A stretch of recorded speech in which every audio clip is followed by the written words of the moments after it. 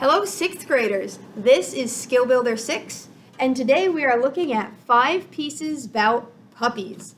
So last week it was 5 pieces about cats, but this week, if you are a dog person, it is your time. There are 5 really cute pieces about dogs. And each of these titles reflects what the music should sound like, and there are 5 fun play-along tracks. If you're looking for that extra challenge, I will link them in the Google Classroom.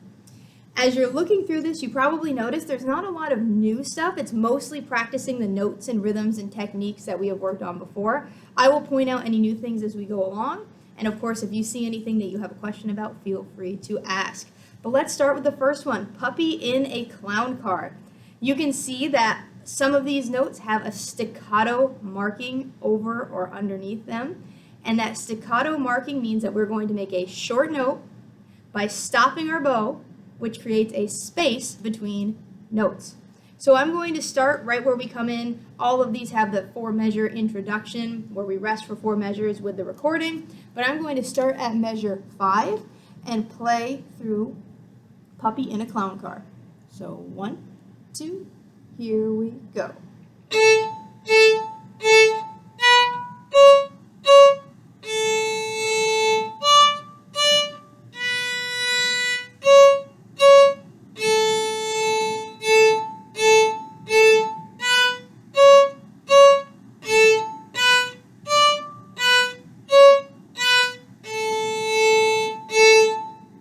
There is a repeat sign. I'm going to skip that for now, but you can do that if you'd like as you're practicing.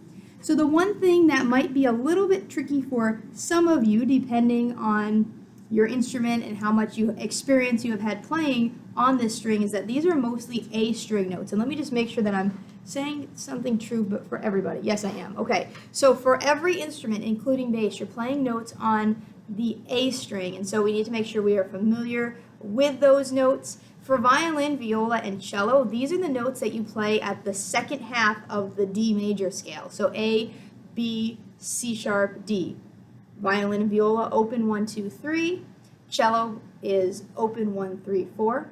Bass, it's a little bit different. This is your A string, your lower A string, and you're probably familiar with A and B. B is 1 finger. The note that might be new to you is C sharp, 4 fingers on the A string. Other than that, this one should be pretty straightforward. Let's move on to the next one. The puppy went down to Georgia. He was looking for a bone to steal. If you don't get where that's from, ask your parents. You might be too young to get that reference, but it is funny. This is a duet. You can see that there's part 1 and part 2. There are 2 lines that run parallel to each other and are always aligned. You can also notice that the rhythm for both of these lines are the same. So even if you're playing part 1 and your friend is playing part 2, your bows should move together at the same time. As you're looking through this, hopefully you recognize most of the notes. The top part, the part 1, is higher notes, part 2 is lower notes. That's typically how the duets are divided. The one thing that might be new to you is if you are a bass player, there is a note that potentially is new, and it's in part 2 in the 6th measure. So you find measure 5 is where you start playing, and measure 6. There's a low note there. That note is your open E string.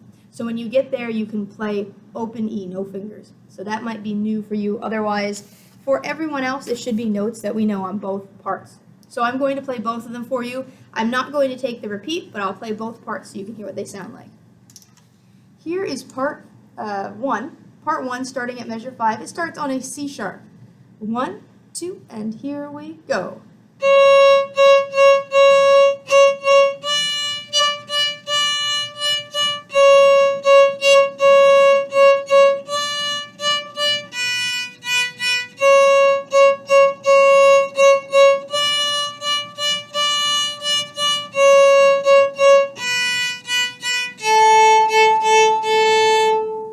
And part 2. 1, 2, here we go.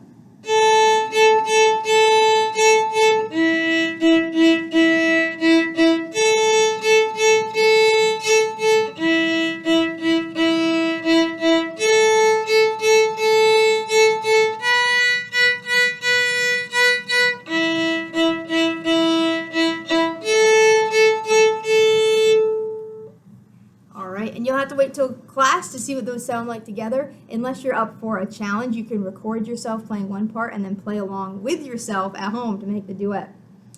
What I like about these pieces is we're doing a little bit more of the A string notes, the higher notes in the D major scale. So we're getting some practice playing those because we haven't had as much practice up till this point in the year with that. So this is great. Moving on to the next one, Robo-Pup. Robo-Pup does have one new thing for bass again. Bass, you're getting hit with all the new things. It's another new note. It's in measure 8 of Robo-Pup for you. That note is G. That's your low G. That is 2 fingers on the E string. So anytime you see that note, 2 on E. For everyone else, it should be notes that you already know. Let's play from measure 5. 1, 2, here we go.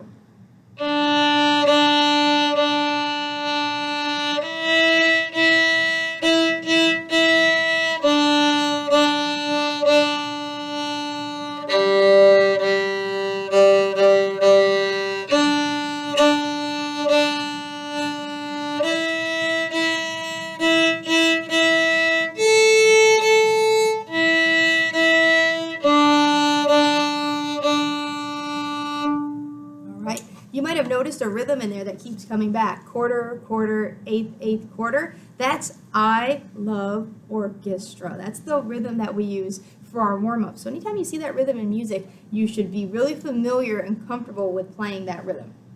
The next one, Little Puppy on the Prairie, number 5.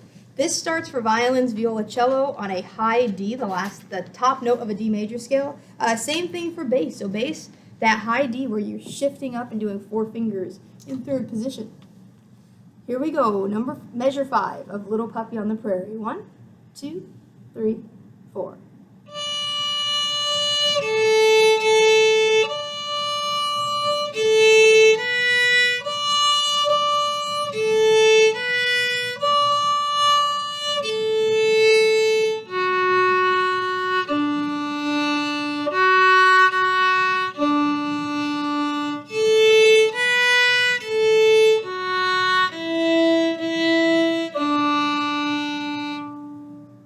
Awesome. Great job, everyone. We're doing awesome moving through these 5 pieces about puppies. Hopefully these are fun for you. These are really great exercises to practice your note reading. You can even go back and rewind to where I'm playing through them and put some headphones in and try to play along with me because you want to make sure that you're reading the notes correctly first, right? If you can't read the note, even if you put your finger in the right place for the wrong note, you're still playing the wrong note, right? So first thing, you need to make sure you're reading the right note. Then you need to make sure that you're playing it correctly, that you're putting the right number of fingers down and that they're in the right spot. So these are some great exercises for working on that. The last one is Puppies Walk to Remember. First thing I noticed on this is that there's a first and second ending. So when we play this in class, we would get to the end to measure 12. There's a repeat sign. We would go back to the beginning, but the next time we play through, instead of playing 12, we skip 12 and go to 13 the second time through. You can see, though, that the difference between the first and second ending is just that there are 3 extra measures of rest at the end of the second ending. So it's like there's probably an outro in the instrumental, but there's nothing different that you have to play. There are a lot of notes in here. This is probably the most challenging of anything we've done in this lesson so far. There's a lot of eighth notes, and there's just a lot going on. So what I'm going to do is go through from measure 5 and read the notes in rhythm. I would recommend you do this with me at home. I am not going to say C sharp because I'll get tongue-tied. That's too many syllables to say for one quick note. So I'll just say C for the C's, okay? So 1, 2, measure 5, here we go. B, B, C, D, D, B, B, A, C, B, A. B, B, C, D, D, B, B, C, A, B, C, B, B, C, D, D, B, B, D, B, C, D, D, B, B, A, C, B, A, D, C, B. And then you would repeat back, but we are not going to do that. So at the very least, you should be able to comfortably read through those notes by the next day 1. But I'm going to play it for you. Hopefully you are also able to play it by the next day 1. Starting on the note B, measure 5. 1, 2, and ready, and here we go.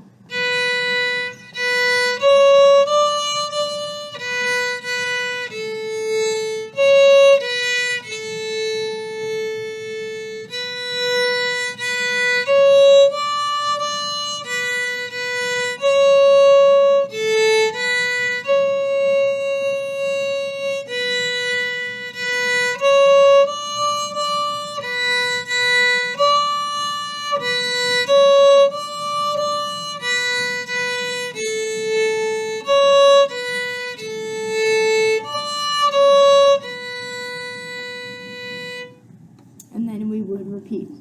All right, so that's everything here. I know it's a lot. Remember, you have until the next day 1 to watch this video and practice these. So it's not just about watching, but it's about practicing and making sure that you can play these exercises. We will do them in class, but it will, first of all, save some class time if you know them already, and it will actually make you a stronger player if you're working on these at home and practicing them. Okay? So I will see you guys in class.